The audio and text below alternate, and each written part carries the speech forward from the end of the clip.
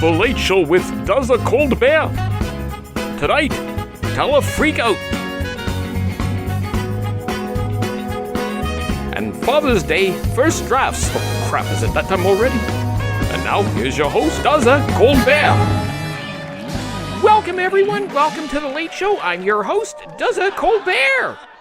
So, nation, Monday means it's time for another segment of News You Can Use. Surprisingly, the big story doesn't involve impotus. Folks, as the midterms heat up, things are getting nasty, but thankfully, in most cases, Republicans are shooting blanks. Wow. Take their attacks on friend of the Late Show and four-time Texas House of Representatives member James Talarico. As you might recall, Talarico was scheduled to appear on The Late Show with Stephen Colbert on February 16th, 2026. CBS canceled the interview because of the Trump administration's intensifying pressure against broadcast TV networks, and network lawyers had even instructed Stephen not to have Talarico on the show or mention the cancellation. Well, Colbert interviewed Talarico anyway, spoke publicly about the cancellation, and rightly accused the cowards at CBS of censorship. Gee, I wonder why he got canceled. Bloody Nora. Then he posted the interview on the show's YouTube channel, where it gained 7.3 million views in just 2 days, making it the most viewed interview segment on The Late Show's channel in a year. The result, Talarico won the Democratic primary, securing the party's nomination in the November midterm election, where he'll face Texas Attorney General Ken Paxton, who won the Republican primary runoff on May 26th. Well, now that the Trump party knows who they're sending into the ring, they're taking some of the weakest pot shots imaginable at Talarico. Paxton's team, because come on, this guy didn't come up with any of these himself, has coined a series of insults for the 37-year-old state representative, including Tofu Talarico, Six-Gender Jimmy, and Low T Talarico. Low T? Is that a Texas thing? Low T? I know Trump likes low IQ, but, T? Anyway, Talarico shot back at Paxton, highlighting Ken's history of corruption, calling Paxton, quote, the most corrupt politician in America, end quote, and pointing to Paxton's 2015 securities fraud indictment, 2023 impeachment, and recent controversial plea agreements. Then, famed Jabba the Butt Kisser Ted Cruz joined in, saying James Talarico isn't masculine and couldn't handle a stiff breeze. Yeah, Ted Cruz said that. The most despised person in the U.S. Senate, according to U.S. senators, and the guy who rushes off to Cancun every time there's a bit of weather. Cruz is a man who looks like the illegitimate love child of Grandpa Munster and a melting wax figure, but he thinks he's got what it takes to go after a real man, Talarico. Well, Talarico hasn't been taking any of this lying down. First, he began selling TALAfreak-out t-shirts on his campaign website just to mock Paxton, and then he appeared on Jen Psaki where he said this. And here's what real men don't do. They don't lie and cheat their way through life. They don't sell their soul to the highest bidder. They don't steal from other people in order to enrich themselves. And so I've said before, and I will keep saying, that real men serve others, weak men serve themselves. And so I welcome this debate about what it means to be a man. And I don't think Ken Paxton or Ted Cruz are in a position to tell anybody what a real man is. Oh, yeah. Boom, boom. Yeah, I know, right? I mean, the best part is Talarico secured the endorsement of Houston attorney Dan Cogdell. Cogdell actually served on Paxton's defense team during the 2023 impeachment trial. I mean, ouch! And some circles are making a big issue out of the latest Iran deal, meaning it's time for another segment of Hormuz News You Can Use. Snooze. Jimmy, the Strait is only one part of this. Don't we have a broader graphic that better fits the ongoing, not the war to end all wars? not the war to end all wars. Wow, kudos to graphics. Despite what Impotus claims, the U.S.-Iran Memorandum of Understanding is not an actual agreement, treaty, or final resolution of this issue. The MOU calls for the strait to be reopened immediately without tolls, with a return to pre-war shipping volumes within 30 days, and in return, the U.S. blockade would also be lifted. But the MOU simply extends the ceasefire for 60 days, including in Lebanon, with nuclear negotiations being held during that time. The text includes a framework for addressing Iran's enriched uranium stockpile, although any action on Iran's nuclear program would depend on a second, more detailed accord. And of course, all this relies on Israel playing along, something that Benji Netanyahu thus far hasn't done on any agreement President Turnip has come up with. No one for a moment believes any final agreement will be better than what Barack Obama got, but Sleepy Don will crow as if it's the best deal ever in the history of deals. Mind you, he said the same thing about the USMCA when he negotiated that in 2020, and now Dementia Don has been attacking it ever since because of how badly it has been for America first. Who knew that when he said America first, what he meant was he'd be screwing over America first? Everyone! And finally, America's Unhealth, Unsciences, Unsecretary and recent winner of the Overcooked Hot Dog Lookalike competition, RFK Jr., has demanded the retraction of a 20-year-old Danish study that showed aluminum in vaccines does not cause health issues. The journal, of course, refused, saying the study has been repeatedly peer-reviewed and was found to have no significant flaws. I mean, imagine asking science to unscience itself. The crazy never ends with Sleepy Don's liquor cabinet, does it? Stick around, folks. Next up, we've got a special Father's Day edition of the Late Show Classic First Drafts, plus my sit-down with journalist Jerome Giraffe. And later still, another great musical offering with more special music guests. We'll be right back after this brief message. 1, 2, 3, 4.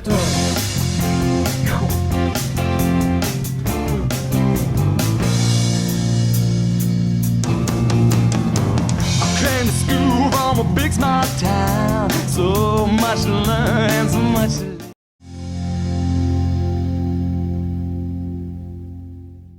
Yeah, welcome back, folks. Folks, if you check your calendars, you may have noticed that this Sunday is Father's Day. And while you may have slathered Mom with cards, candy, and dinner out last month, let's be honest, dropping by the 7-Eleven, not a sponsor, to quickly pick out a card from their front door discount rack on the way over to your parents' place this weekend is probably more effort than you planned. Likely because you probably forgot Father's Day was coming up until this segment began. So folks, as a public service to America, because, you know, folks, that's what this show is all about, we've dug into the tickle trunk of Late Show intellectual property and yanked out another resurrected ongoing segment to explore a process known as First Drafts.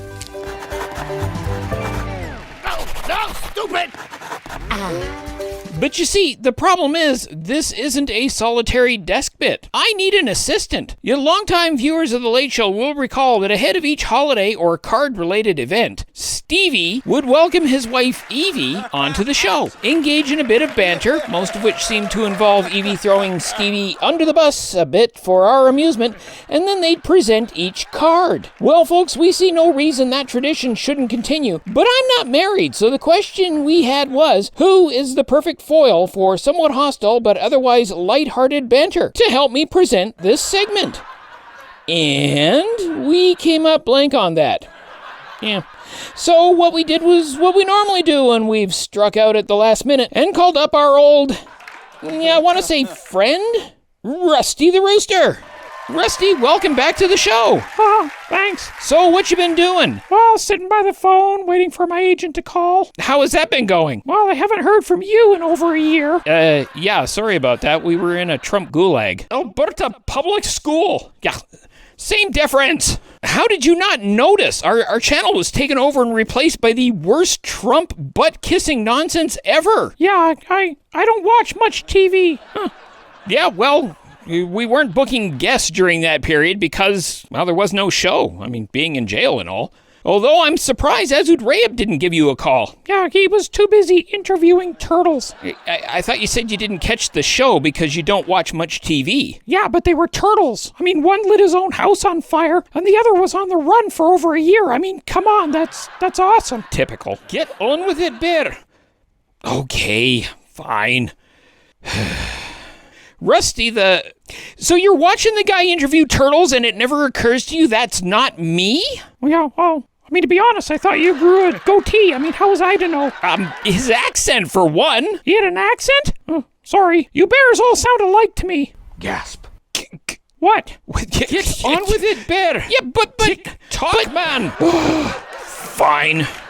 Racist. Did you say something? Yeah, nothing. Bigot. Okay, so, first drafts. Now, folks, the premise is simple. All greeting cards have to start somewhere, and as you can imagine, oftentimes the original idea didn't quite just rise to the occasion. Therefore, I'll start with the version of the Father's Day card that you could buy in the stores, but then we'll show you the not quite ready for primetime version that was the first draft. So the first card reads, Dad, from your good looks to your sharp mind, you've given me all I have. Happy Father's Day. Oh, well, that's nice. But the first draft said, Dad, from your good looks to your sharp mind, you've given me all I have. Dad, it's Eric. Unlock the door. I need to pee. I don't get it. Donald Trump doesn't love his son, Eric. He has a son named Eric? I didn't know that. Yeah, neither does Donald.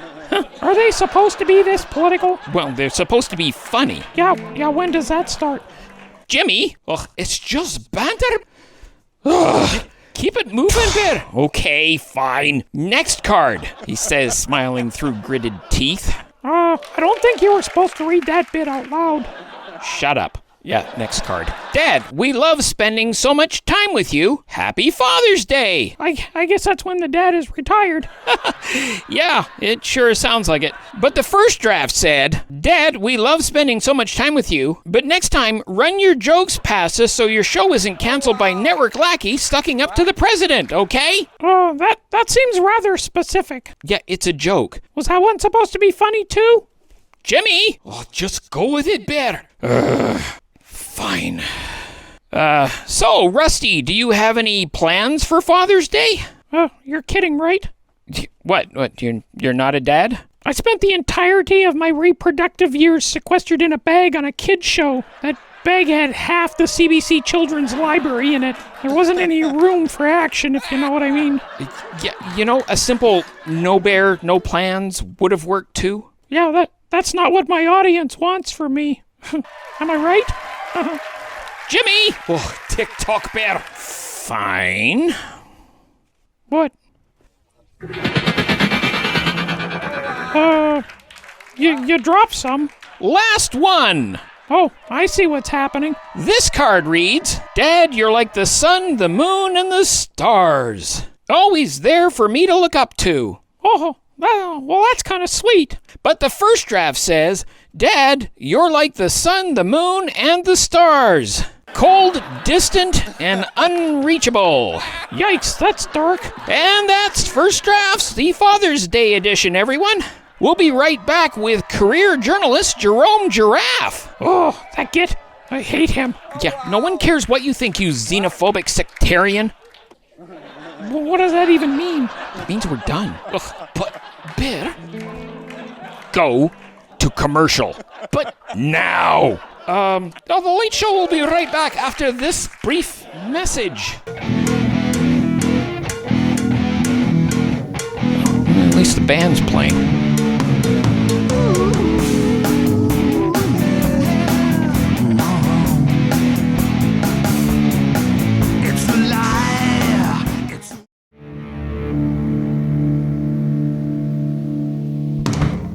Folks, the integrity of journalism in the Western world has been under attack for decades. From the removal of the fairness doctrine that allowed for the unrestricted lies coming out of politically biased sources like Fox News, OAN, and Breitbart, to billionaire oligarchs buying up and compromising the editorial independence of print icons like the Washington Post, and most recently with the media conglomerates bending the knee to the thin-skinned despots corruptly blackmailing corporate activities to suppress criticism by cowardly canceling late-night comics. Yeah, that's a bit close. Joining me now is the undisputed voice of reason, a journalist with over 4 decades of excellence and experience, and the co-host of This Hour Has 7 Minutes since its earliest days, Jerome Giraffe. Welcome, Jerome. It's a pleasure to be here. So how has the Ellison's appointment of Barry Weiss affected you? She hasn't. But I thought she was exercising undue editorial influence and suppressing criticism of the Trump regime throughout the media landscape. Well, it's true she's been an absolute disaster at everything she's touched. Unless you're a cowardly toady of the current administration, I've never been part of 60 Minutes or CBS News, so she has absolutely zero impact on any channels I'm involved with. Oh. And of course, I'm with a Canadian news agency and therefore still completely independent of all external influence. But surely the Liberal government of Mark Carney is affecting your editorial slant. Only in that he's the one currently in government and therefore subject to more scrutiny and criticism. Yes, but clearly your bias is towards liberal elitism. I mean, you use big words and report on stories that push the progress and agendas of all things woke, with a focus on fake news gotcha questions intending to grab eyeballs through misrepresentational sound bites. The journalistic credo is comfort the afflicted and afflict the comfortable. Life is difficult. If you're one of the lucky who are not discomforted, then chances are you're a cause of the discomfort for others. What about the idea that the media is just fake news, focusing on that one soundbite clip that'll lead to that night gotcha newscast, sell papers, grab eyeballs, and get clicks? First, and let me be absolutely clear, the idea of fake news is very easy to debunk. If you read or watch a news source, and they have pieces critical of both sides, both the left and the right, both liberal or Democrat, and conservative or Republican, then you're not watching fake news.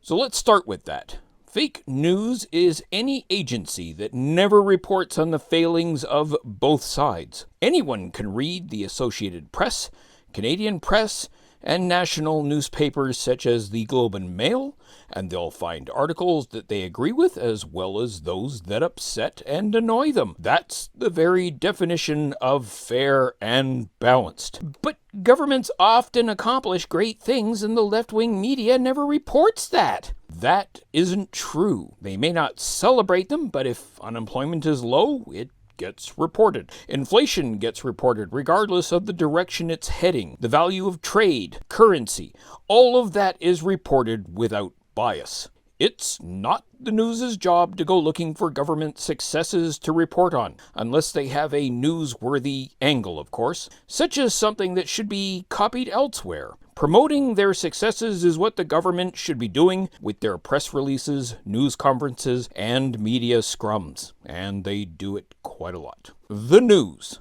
journalism, is there to report to the people where the government needs to widen their agenda to include other areas for which they are failing, and to inform the people on the impact of government policy so those people can make informed decisions, particularly at election time. Yes, but can't you see how that in itself undermines the credibility of journalism? If you ignore successes the governments have, particularly when it's an unpopular or even corrupt government, then how are you not being biased? I mean, even the most incompetent government will get a few things right just by accident. And I wouldn't argue that if a majority of people voted for a government to do something, even if that something is immoral, then accomplishing that thing is a government success and ironically, a sign of a successful democracy. Yes, I don't disagree. But the problem with government of the people, by the people, and for the people is the people. That's why it's critical in a democracy that a free media gives the government a platform to communicate their side, but also challenges them on whether those claims are true or working,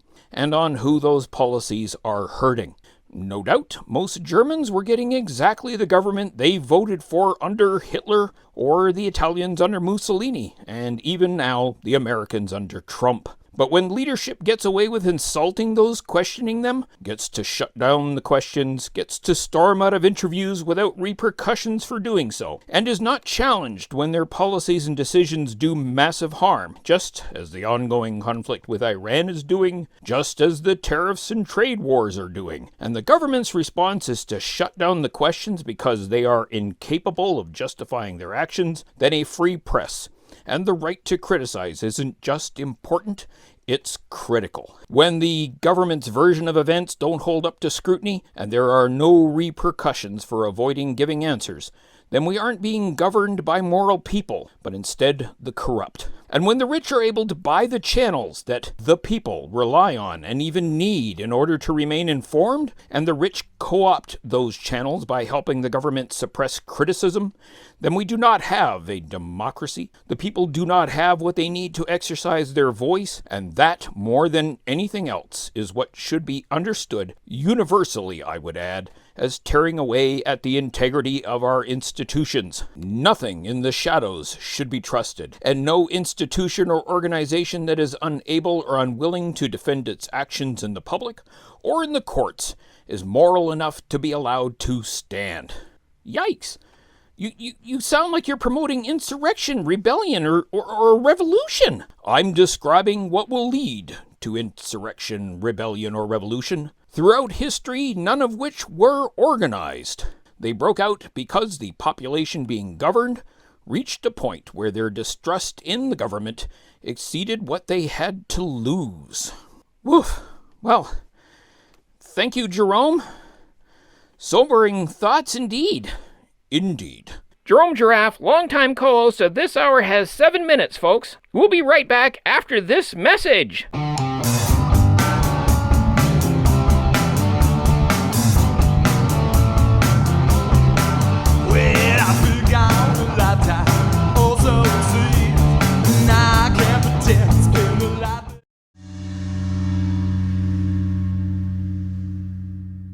Folks, we've got a special treat tonight. Cole Porter's I Love Paris from the album Red Hot Plus Blue, with music performed by Les Négresses Vertes. Take it away, fellas!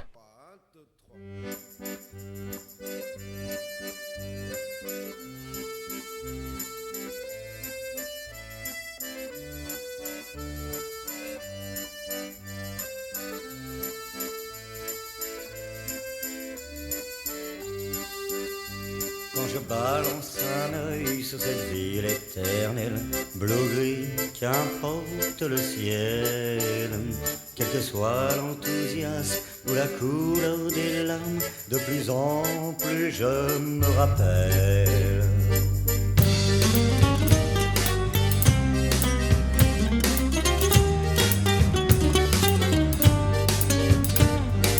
I love Paris in the springtime. I love Paris in the fall. I love Paris in the winter when it drizzles. I love Paris in the summer when it sizzles. I love Paris every moment of the year. I love Paris, why do I love Paris? Because my love is near.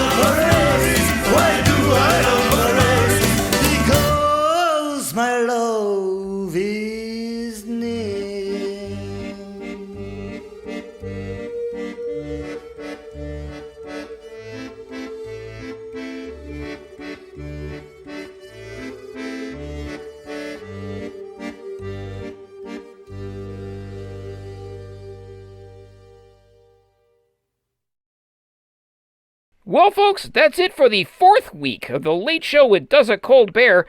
Join us next week when my guest will be the host of Seal Clubbing with Richie and the Duza Bear Plus youth correspondent, Richie Seal. Good night, everyone. Have a great weekend.